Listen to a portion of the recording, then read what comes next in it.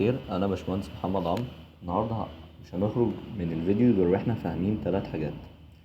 اول حاجه فيهم هي البرمجه، هي لغات البرمجه. طيب ليه بنستخدم البرمجه؟ تاني حاجه ازاي بنتكلم مع الكمبيوتر والكمبيوتر يفهمنا.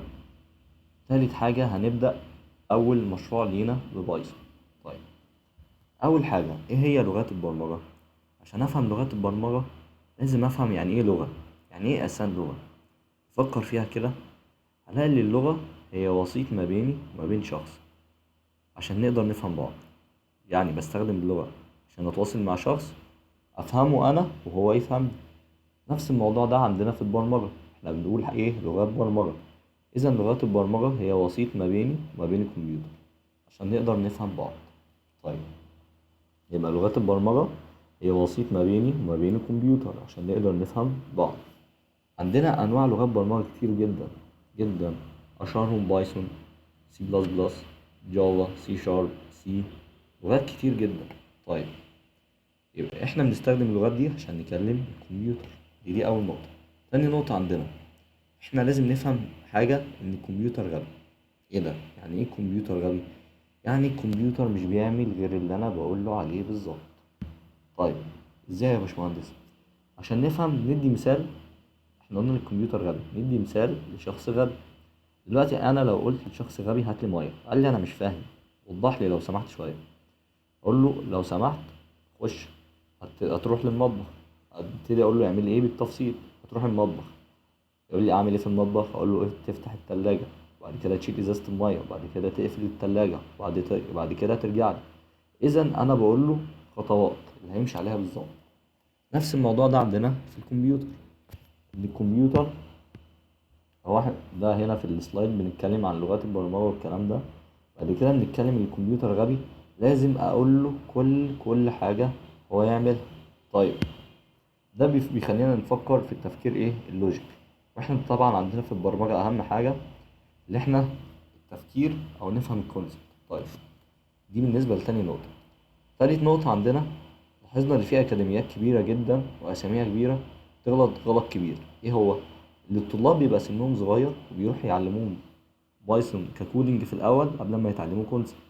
ده اللي احنا شغالين عليه عندنا في الاكاديميه، وهو اللي احنا نعلم الطلاب الكونسبت الاول من خلال اللي هم يتعلموا الانيميشن من منظور بايثون، وبعد كده او الكونسبت من منظور بايثون، وبعد كده يتعلموا السنتكس او طريقه الكتابه.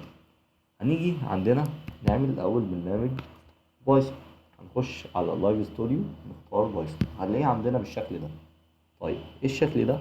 هنا متقسم لي الكائن اللي محتاج ابرمجه، وهنا المكان اللي هكتب فيه اكواد، وهنا بلوكات بتسهل لي على طول. طيب امتى يا باشمهندس نستخدم البلوكات دي؟ نستخدمها لما نتعلم ازاي نعملها. تمام. احنا زي ما قلنا الكمبيوتر غبي، فانا دلوقتي عاوز ابرمج الروبوت ده، فلازم اقول له كل تفصيل هو يعمل. طيب عشان نفهم الحتة دي قلنا مثلا كمبيوتر غبي. انا دلوقتي مطلوب مني تاسك اللي الروبوت ده يعرف نفسه، يقول مثلا انا اسمي كذا، وانا دلوقتي هبدأ في الجري، ولما يخلص الكلام ده يبدأ جري. طيب فمحتاجين نفسرها للكمبيوتر. احنا دلوقتي عشان نبرمج الروبوت ده محتاجين نناديه، او محتاجين نديله اسم عشان نناديه. عندنا اول حاجة بتعمل كده وهي حاجة اسمها سبرايت. سبرايت وانا باجي اكتب الاقيه سهل عليا جدا. سبرايت ده كلاس. يعني ايه كلاس؟ مكان فيه كل الروبوتس اللي عندي هنا دي، فيها كل الميثودز اللي استخدمها عشان احرك بيها الروبوت. طيب السبرايت الكلاس ده اسميه ايه عشان بعد كده اجي استدعيه؟ اقول له سبرايت مثلا يساوي سبرايت تام، مش مشكله عشان يبقى الاسم سهل. وابتدي ادي اسم للروبوت، وافتح قوسين وادي اسم للروبوت ده. سمي الروبوت ده اي اسم في الدنيا زي ما انا عاوز. سميه مثلا كيوبي.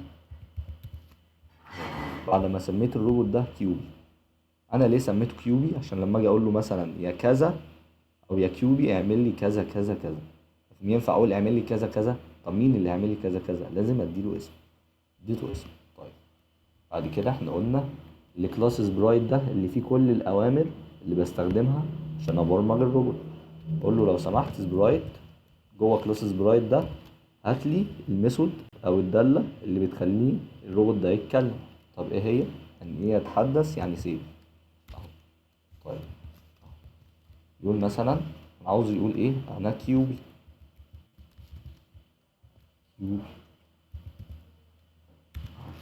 احنا اهو بنبرمج الكمبيوتر واحده واحده. الاول نديله اسم، بعد كده بعد ما اقول له اسم او بقول له كمبيوتر قول خلي الروبوت يقول انا كيوبي. اهي خطوه خطوه. نيجي نرن هنلاقي اللي الروبوت قال انا كيوبي اهو. الخطوه الجايه اللي احنا محتاجين كيوبي يقول انا كيوبي، يستنى يعني يقول انا كيوبي، وبعد كده يستنى ثانيتين، وبعد كده يقول انا هجري دلوقتي. طب ليه؟ عشان مفيش حد طبيعي بيقول الكلام كله ورا بعض. طيب محتاج اخليه يستنى شويه. عشان يستنى شويه عندي مكان او library اسمها تايم. دي اللي بتتحكم عندي في الوقت. اقول له import لو سمحت عاوز استخدم اللايبراري اللي اسمها تايم اهو. طيب دلوقتي انا خلاص بقيت اقدر استخدم اللايبراري اللي اسمها تايم. عاوز اقول تايم لو سمحت خلي الروبوت ده ينام قد ايه او يستنى قد ايه.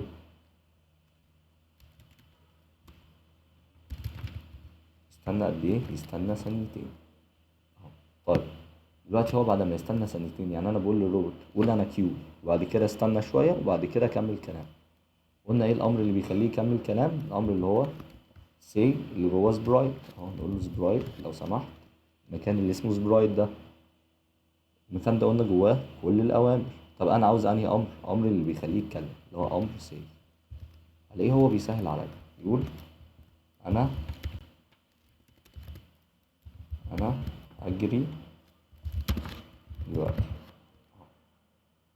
نيجي نرن هنلاقي الروبوت قال انا اسمي كيوبي، وبعد كده استنى ثانيتين وبعد كده قال انا هجري دلوقتي.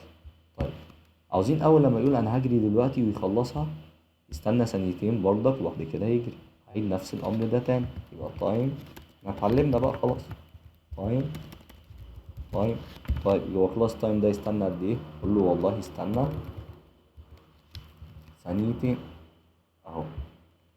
يبقى انا كده قلت للكمبيوتر لو سمحت انا سميت الروبوت ده كيوبي. كويس. طيب الروبوت ده بقول له يا كيوبي لو سمحت قول اهو يا كيوبي لو سمحت قول انا اسمي كيوبي. طيب قلت للكمبيوتر خش لي في المكان اللي هو اسمه سبرايت. سبرايت ده ايه؟ اللي فيه كل الاوامر اللي بنتحكم فيها في الروبوت. طيب يقول ايه بقى الروبوت ده؟ يقول انا كيوبي. بعد ما يقول انا كيوبي يستنى ثانيتين. طيب بعد ما يستنى ثانيتين يقول تاني اهو كلمة سي يعني يتحدث. يقول انا هجري دلوقتي وبعد كده يستنى ثانيتين وبعد كده يجري. هنلاقي برضك الميثود اللي بتخليه يجري جوه سبرايت. احنا قلنا اي ميثود للروبوت جوه سبرايت. سبرايت يعني ايه؟ يتحرك يعني موف. يجري قد ايه بقى؟ انا عاوزه يجري مثلا 50. طيب لو انا خليته 50 الروبوت هيبتدي يتحرك ناحية اليمين كده. انا عاوزه يتحرك ناحية الشمال فاقول له سالب 50 اهو. سالب 50. نيجي نرن هنلاقي الروبوت بيقول انا كيوبي استنى ثانيتين، بعد كده هيقول انا هجري دلوقتي استنى ثانيتين وبعد كده اتحرك 50. طب هو خلص جري عاوزه يقول انا خلصت جري. هنقوم برضه جايين مناديين على المكان اللي فيه الاوامر اللي هو كان اسمه ايه؟ سبرايت. طيب انا هستخدم ايه في سبرايت؟ الامر اللي بيخليه يتكلم، الامر اللي هو كان سي اهو. يقول وافتح قوسين واقول انا خلصت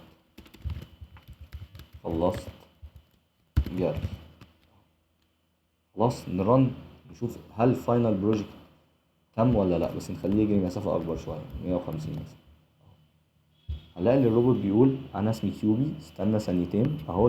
الاوامر بتتنفذ تحت بعض بالظبط. بعد كده لما خلص جري قال انا خلصت جري. وبكده نبقى خلصنا النهارده. عرفنا ايه هي لغات البرمجة، يعني ايه لغة برمجة، عرفنا ازاي الكمبيوتر بيفهمنا، وعرفنا ان الكمبيوتر غبي، وعملنا اول مشروع عندنا في بايثون من ناحية الانيميشن، واتعلمنا ان عندنا الروبوت او اي حاجة عشان اناديها لازم اديها اسم. طيب انا دلوقتي عشان اديله اسم كده واناديه ده اسمه عندي اوبجكت او كائن. فأنا بقول له الكائن اللي اسمه